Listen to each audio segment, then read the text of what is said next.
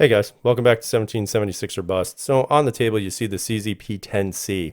Now for those of you who actually followed the channel, you'll know that around 1,200 rounds with this handgun, it started showing signs of having some issues. And those issues were really just failure to eject and stovepiping like crazy. Every 10 rounds I'd see about 3 to 4 issues with the gun.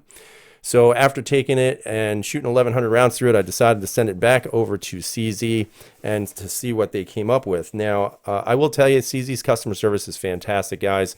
They had this gun back to me within 4 weeks, which was right within their time frame that they gave me initially, so that was awesome.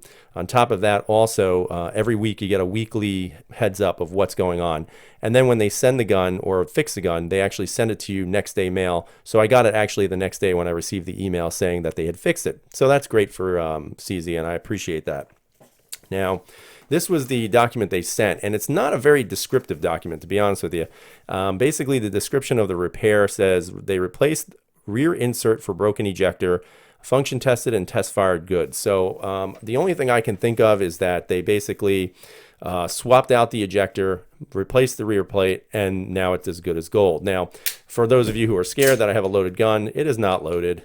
However, I will tell you that I did put around 1,200, listen to me, I wish. I put around another 200 rounds through this gun this weekend, and it had absolutely zero issues. So it looks like whatever the problem was, CZ came through and did fix it. Now, again, that mysterious double click I was having in the grip, I did not feel not even one time shooting. I did shoot, blazer brass. I also had some, I'm trying to think what else. I also used, man, I can't remember what it was. I forget what it's called. But, again, decent ammo. I also shot a couple of rounds of HST through it just to put through its paces. Had no issues with that as well. So as far as I'm concerned right now, it looks like the gun is functional and it's going to be ready to shoot. Now, I will tell you that I do have some reservations because I don't know if the problem is going to come back. But for now, it looks like the gun is going to operate the way it was supposed to initially. Again, nothing else changed. It would have been nice if they put some night sights on there, but they didn't, unfortunately. But, that might be expecting too much. But nonetheless, the gun came back in stellar condition. There's no issues with it. The trigger is still as good as it was. Again, the only thing I can tell you is that nothing looks like it was actually changed, but I would not suspect that it would. The gun did function pretty darn well. It shot great, I have to say, and I'll show you some footage of that as well towards the end of the video. In regards to the gun itself, do I feel a little uncomfortable carrying this handgun? It's hard to say right now because, again, anytime you have a carry gun, you don't want to have to worry about it malfunctioning. But, things are going to happen. At some point, your gun may malfunction, and as a result, you'll probably have to clear it. Do I feel 100% comfortable with this gun? Maybe not yet. I think over time I will, but I think I'm definitely going to be shooting it a little bit more before I put it back into rotation. So right now it's going to be on the side. I'll probably dump another 200 rounds through this, and after that I'll probably feel a little bit more comfortable carrying it.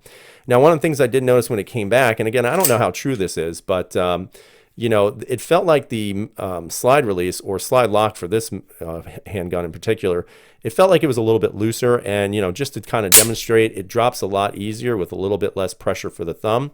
However, I will tell you, when the magazine is full, not so much. So it's going to be one of those, rack slide like that, as opposed to dropping that slide with the slide release. Honestly, I don't know if it's a slide release, a slide lock. I would suspect it's a combination of both, but it doesn't necessarily function as a slide release at this point, at least not necessarily as good as it should, in my opinion.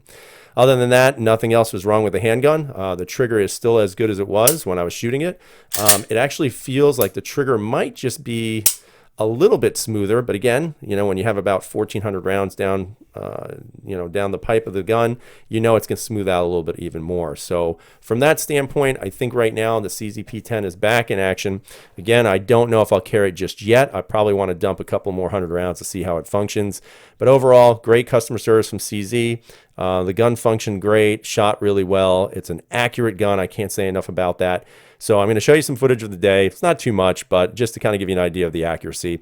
Again, was I the best shooter that day? Absolutely not, but the gun did perform pretty well. So let's take a look at that footage.